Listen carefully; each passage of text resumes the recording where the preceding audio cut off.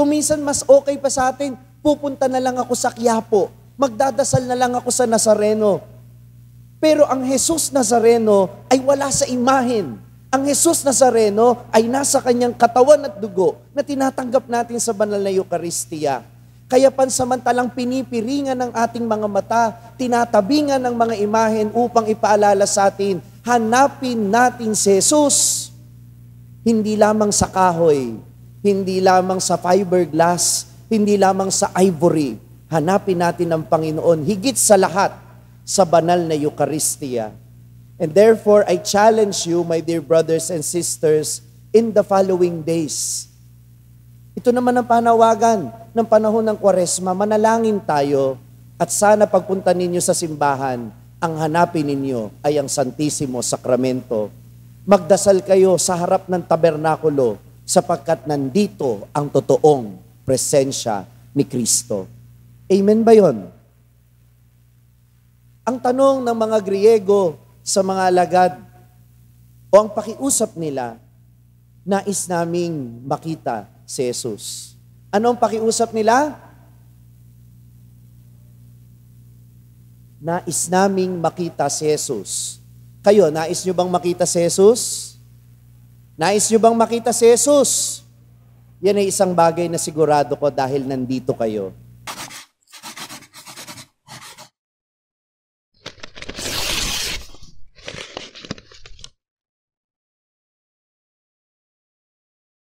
Sumainyo ang Panginoon at sumayin ang mabuting balita ng Panginoon ayon kay San Juan. Papuri sa iyo, Panginoon. Noong panahong iyon, kabilang ang ilang Griego sa mga pumunta sa pista upang sumamba. Lumapit sila kay Felipe na taga Betsaida, Galilea at nakiusap, "Ginoo, ibig po naming makita si Jesus." Sinabi ito ni Felipe kay Andres. At silang dalaway lumapit kay Jesus at ipinaalam ang kahilingan ng mga iyon. Sinabi ni Jesus, "Dumating na ang oras upang parangalan ang anak ng tao. Tandaan ninyo, malibang mahulog sa lupa ang butil ng trigo at mamatay, mananatili itong nag-iisa. Ngunit kung mamatay, ito'y mamumunga ng marami. Ang taong labis na nagpapahalaga sa kanyang buhay ay siyang mawawalan nito, ngunit ang napupuot sa kanyang buhay sa daigdig na ito ay siyang magkakaroon nito sa buhay na walang hanggan. Dapat sumunod sa akin ang naglilingkod sa akin, at saan man ako naroon, ay naroon din ang aking lingkod. Pararangalan ng Ama ang sino mang naglilingkod sa akin. Ngayon, ako'y nababagabag. Sasabihin ko ba, Ama, iligtas mo ako sa kahirap na dadaranasin ko? Hindi. Sapagkat ito ang dahilan kung bakit ako naparito upang danasin ang kahirapang ito. Ama, parangalan mo ang iyong pangalan. Isang tinig mula sa langit ang nagsabi, "Pinarangalan ko na ito at muli kong pararangalan." Narinig ito ng mga taong naroon at ang sabi nila, "Kumulog!" Sabi naman ng iba, nagsalita sa kanya ang isang anghel. Sinabi ni Jesus, "Ipinarinig ang tinig na ito dahil sa inyo, hindi dahil sa akin. Panahon na upang hatulan ng sanlibutan. Itataboy ngayon sa labas ang pinuno ng sanlibutang ito, at kung ako'y maitaas na, ilalapit ko sa akin ang lahat ng tao." Sinabi niya ito upang ipakilala kung paano siya mamamatay. Ang mabuting balita ng Panginoon. Pinupuri ka namin, Panginoong Jesucristo. Magandang umaga po sa inyong lahat.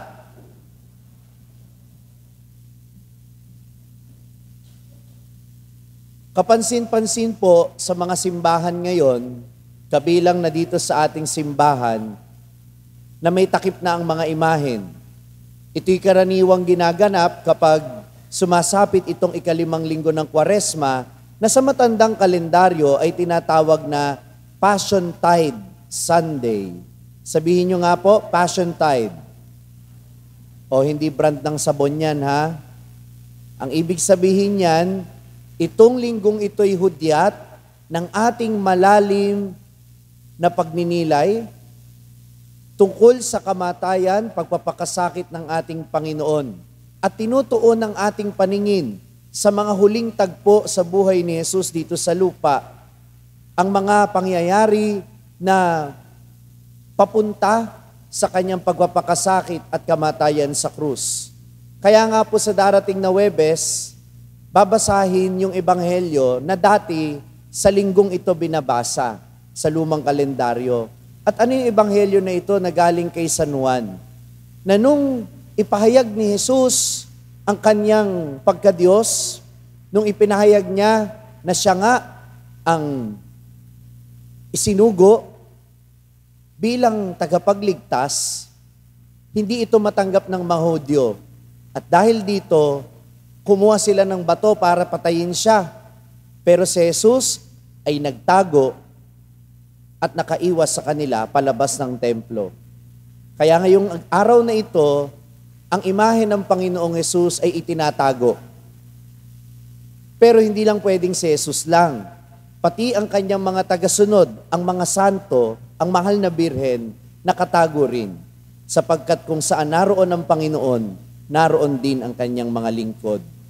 Minamahal kong mga kapatid, ito ang panawagan sa atin ngayong panahong ito ng Passion Tide. Itong mga araw papunta sa Semana Santa na mas malalim nating maunawaan ang pagpapakasakit ng Panginoon para masundan natin siya, hindi lang sa mga panahon ng himala at sa panahon ng mga magagandang salita na kanyang ibinabahagi, kundi makita natin ang karunungan at masundan natin ang Panginoon sa kanyang pagyakap kahit sa kahirapan, kahit sa pagpapakasakit. At ito ang pagninilaya natin sa mga susunod na araw. Minamahal kong mga kapatid, bakit tinatakpan ang mga imahen? Upang ipaalala sa atin na ang pagsasakripisyo hindi lang sa sikmura.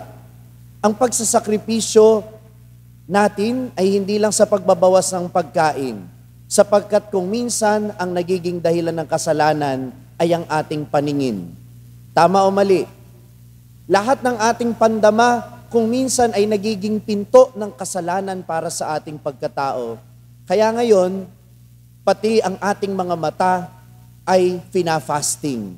Yung mga dati nating hinakikita dito sa altar, hindi natin makikita. Ngayon yan, nadagdagan pa. Walang tugtog ang choir. Fasting of the ears din. Diba? Sapagkat maraming anyo ng pag-aayuno, maraming sakripisyo na pwede nating gawin para kay Kristo. At itong pag-aayuno ng ating mga mata ay tanda ng pakikiisa natin sa sakripisyo ni Jesus.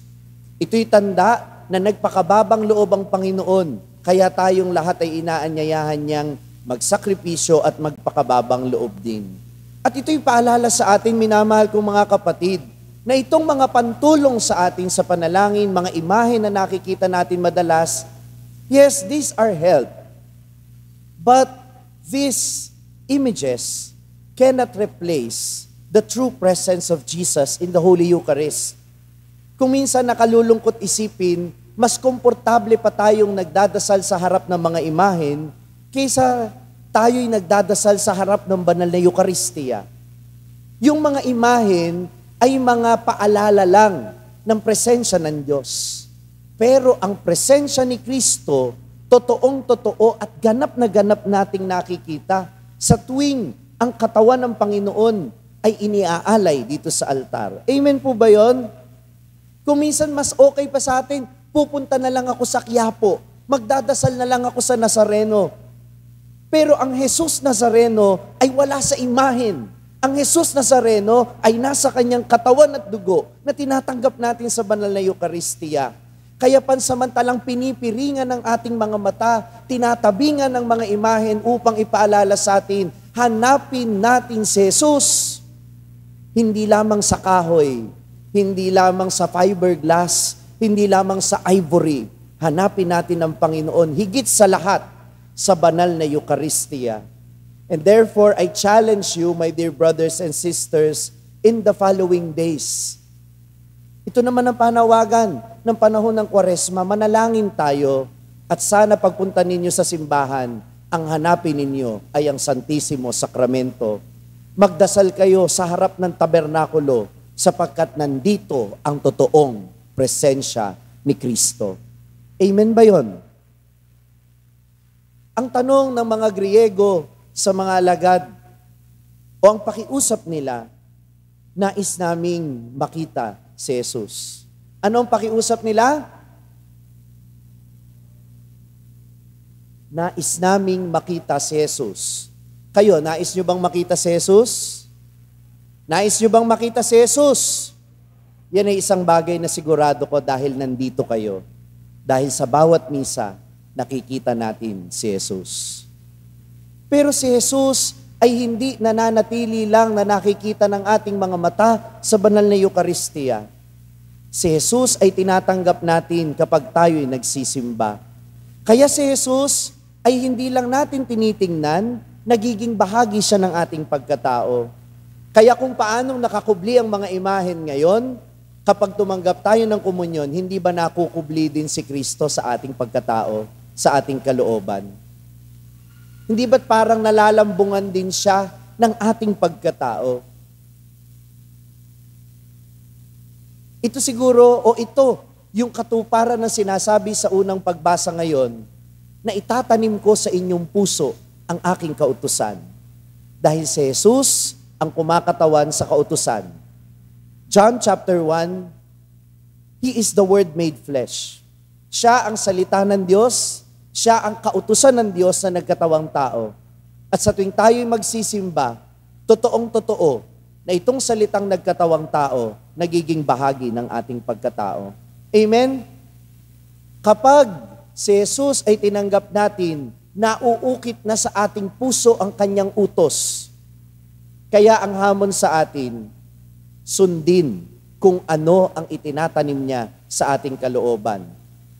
Oo, natatago si Jesus sa ating pagkatao kapag tinatanggap natin siya sa banal na komunyon.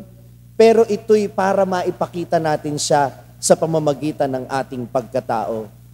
Paano natin maipapakita si Jesus? Kagaya ng pagpapakita sa Kanya o tulad ng ginawa ng mga alagad para maipakita siya sa mga Griego.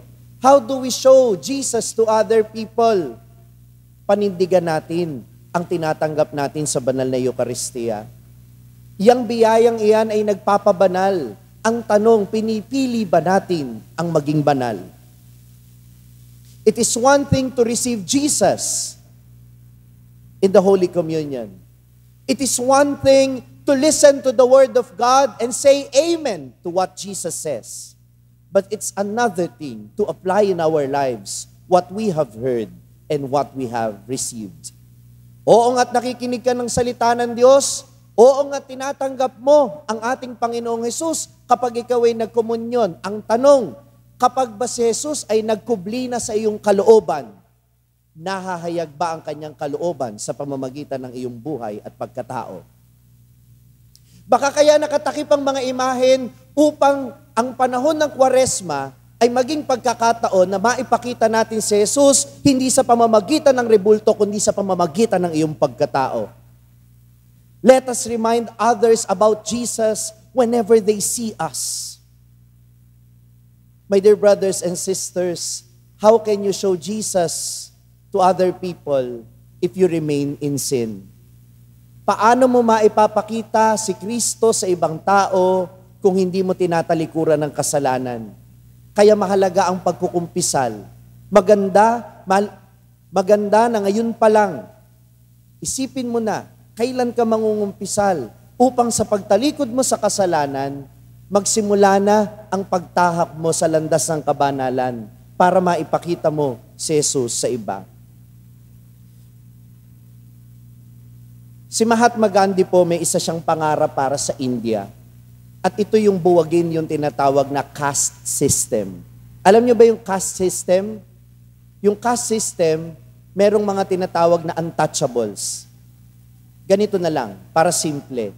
Yung mga matataas ang antas sa lipunan, hindi po pwedeng lapitan man lamang yung mga mabababa ang antas sa lipunan. At itong malungkot, kapag nasa baba ka ng lipunan, hanggang mamatay ka, doon ka na. Yung mga nasa taas, hanggang mamatay sila, doon sila. Ang pangarap ni Mahatma Gandhi, kahit siya'y isang Hindu, mawala yung ganitong pag-iisip sa mga tao, na makita ng mga tao na tayo may pantay-pantay na dignidad.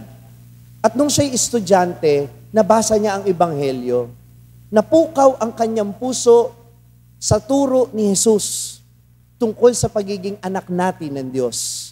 At nakita niya ito ang susi sa pagkaunawa bakit dapat lahat ng tao pantay-pantay ang dignidad. Kaya naisipan niya parang gusto niyang maging Kristiyano. Pumunta siya sa isang simbahan. Hindi binanggit, is it a Catholic church or another Christian denomination church? Basta may pinuntahan siyang simbahan. At nung hinahanap niya yung ministro o yung namumuno sa simbahan na yon para mag-inquire kung paano siya magiging Kristiyano, hinarang siya ng isang nagsisimba o naglilingkod sa simbahan. At sabi sa kanya, anong ginagawa mo dito? Hindi ka pwedeng sumamba dito. Doon ka sa mga kalahi mo, sa mga kakulay mo. Lumabas si Mahatma Gandhi na iiling-iling mula sa simbahan. At ano ang sabi niya? I like Christ, but I don't like Christians.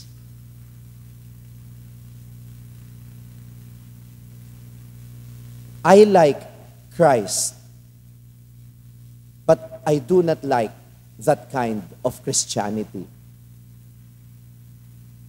Nakalulungkot isipin, bilang Kristiyano dapat sinusundan natin si Kristo at dapat ipinapakita natin si Kristo sa iba sa pamamagitan ng ating buhay.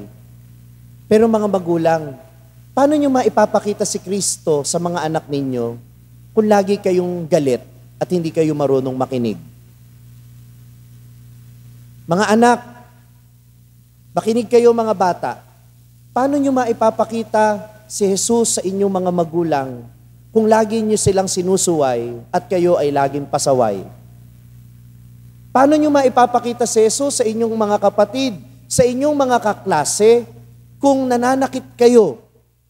Hindi lang sa pamamagitan ng pisikal na pamamaraan, kundi sa pamamagitan ng inyong salita, sa pamamagitan ng pambubuli. How can you show Jesus to other people if you are bullying others?